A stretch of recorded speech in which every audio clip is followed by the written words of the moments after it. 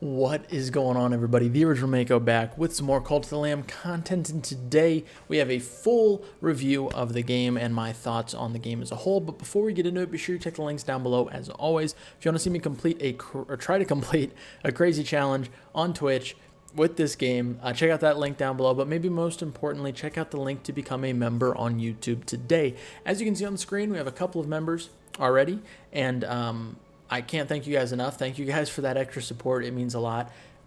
You get a couple of different cool perks that comes with it, but it really helps the channel out more than you guys know. So I would really appreciate it if you check that out. But regardless, let's go ahead and get into the video and start talking about Cult of the Lamb and my full review and what I genuinely think about the game.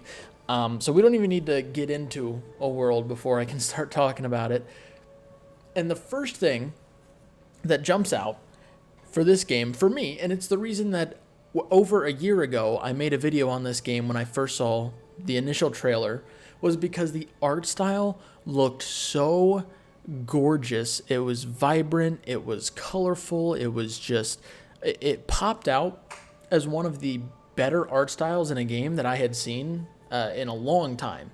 And that sticks true all the way throughout. As you can see, even from the main screen here, the art is just so, once again, I don't know if there's any better word I can use to describe it other than just vibrant and in your face and just amazing.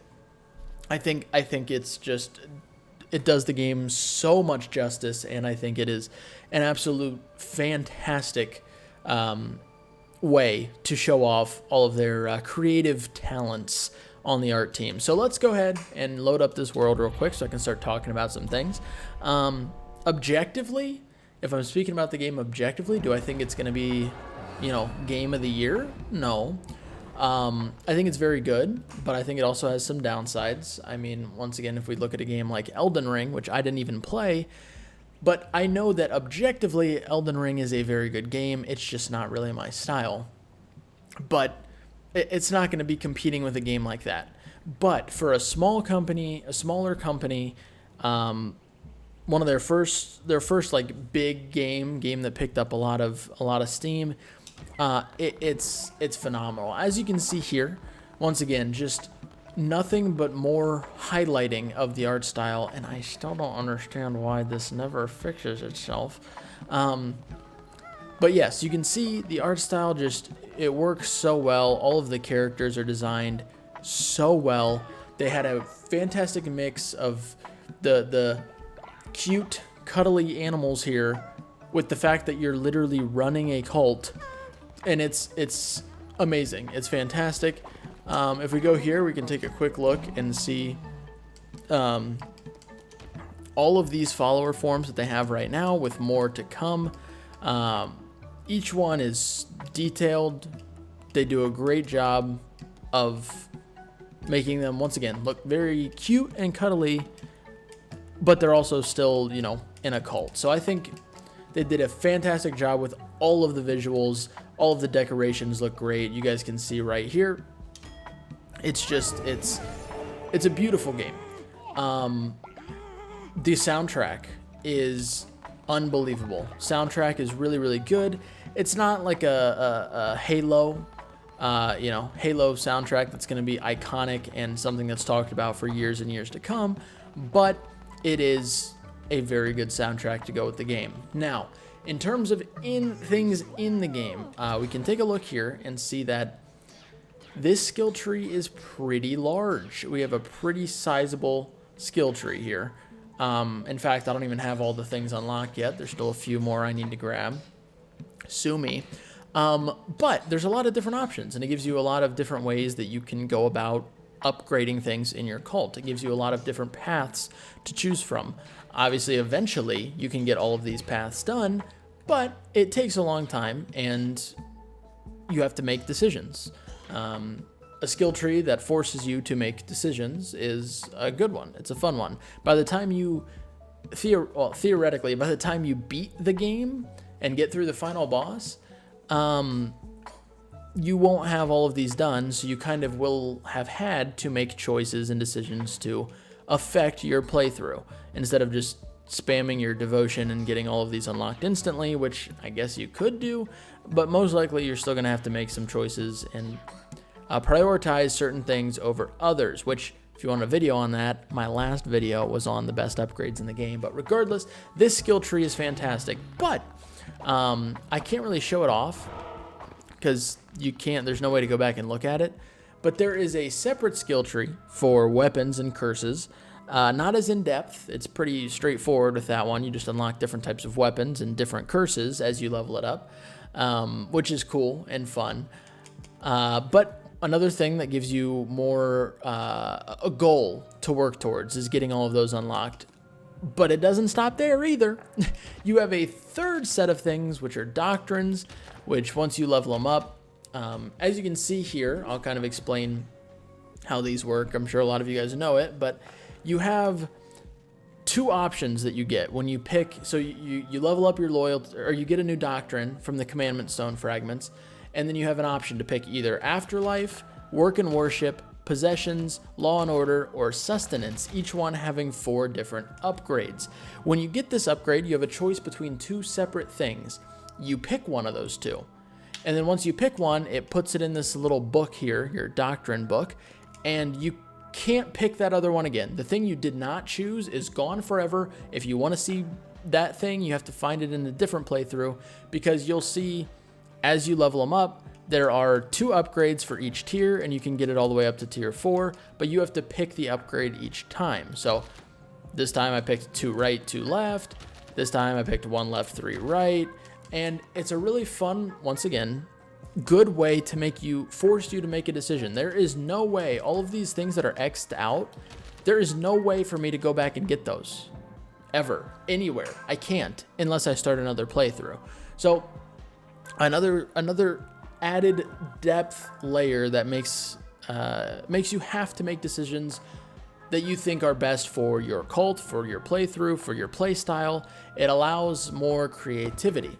On top of all of this, the last thing we have to allow a little bit more fun and creativity is the fleeces.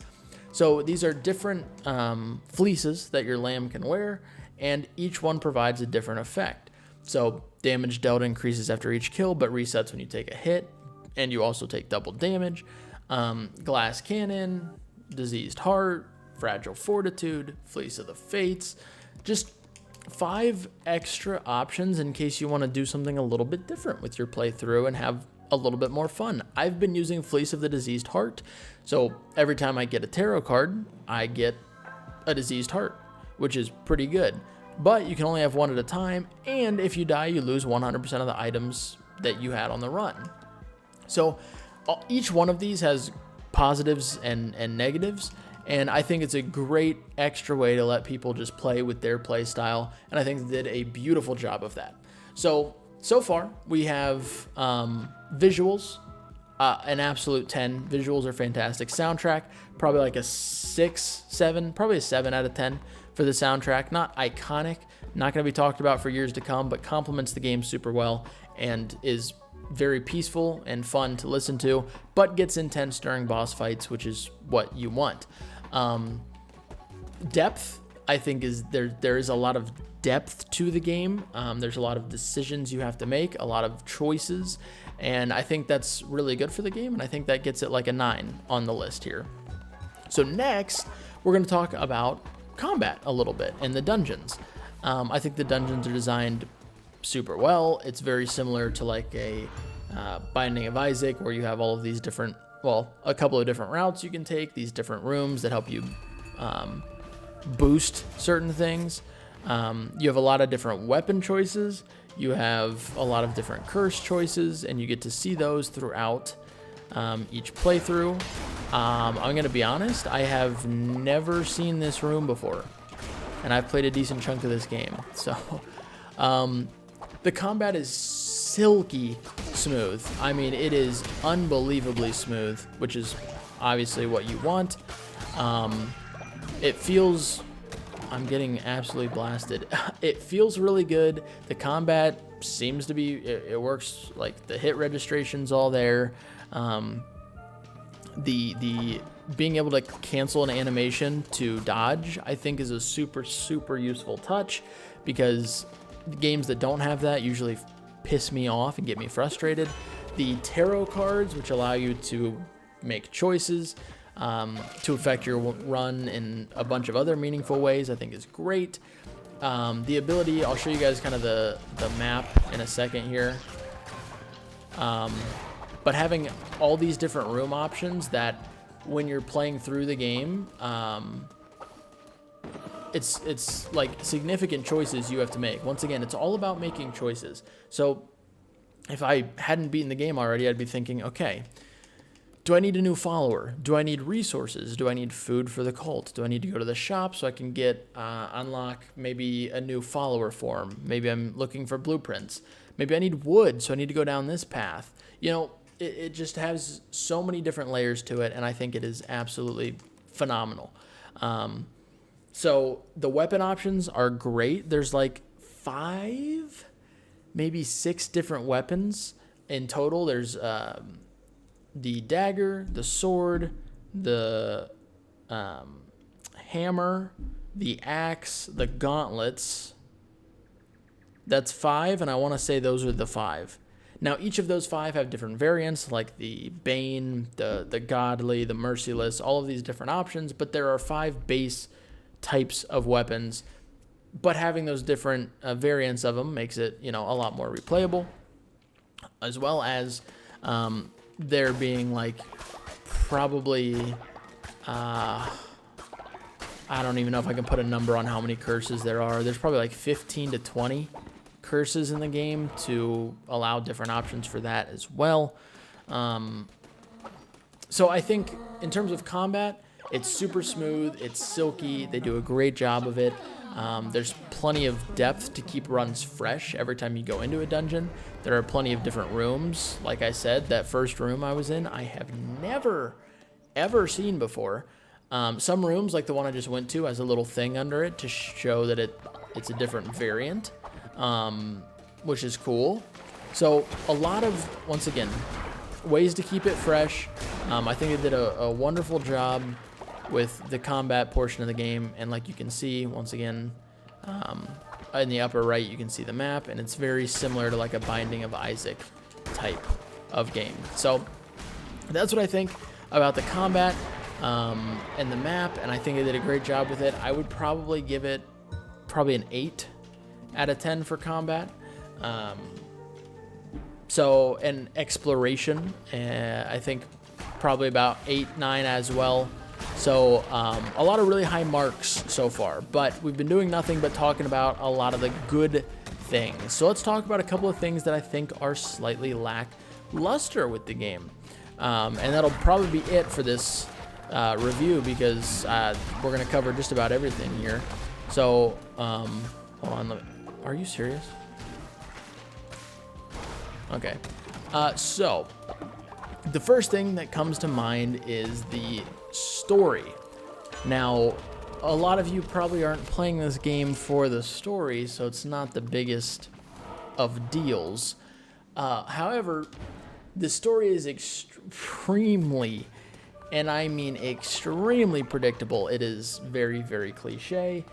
By the time I had killed the first boss, I knew what was going to be happening by the end of the run.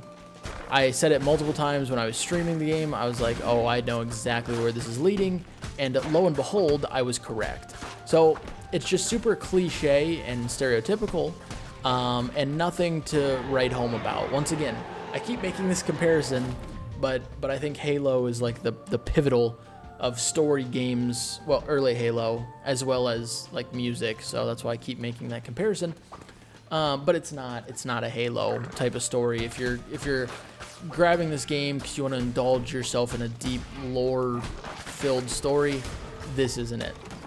It's basic, straightforward, but I don't think that's what this game was really trying to do. So I don't think many people bought it expecting that, and I don't think it should be too big of a negative hit. However, I feel like I should point it out, just in case you are interested in it. So I would have to say the story, if we're rating it out of 10, a 3, a 4, I don't even know if I can get a 4, probably a 3 would be where I'd put it. second of all, the second thing and final thing I want to talk about with the game. Well, this boss has a buff. Holy shit, he's beefy. Oh. That's not gonna hit. Rip. Second thing and final thing I want to talk about is the length of the game. So it's short. It is short, and there is no getting around that. I think I beat the entire game. First playthrough, blind. I didn't have like any help, any tips or anything. Just me discovering it on the second hardest difficulty. I believe, whoops, I literally walked right into that. I believe it was like maybe 12 hours of in-game time, which obviously is not very long at all. And it's probably closer to 13 to 14, but still, 13 to 14 is still not, you know, like you're not getting a ton of time out of it. Things to do after you beat the final boss, it's not like there's not like a new game plus or, you know, not a ton of motivation to keep going.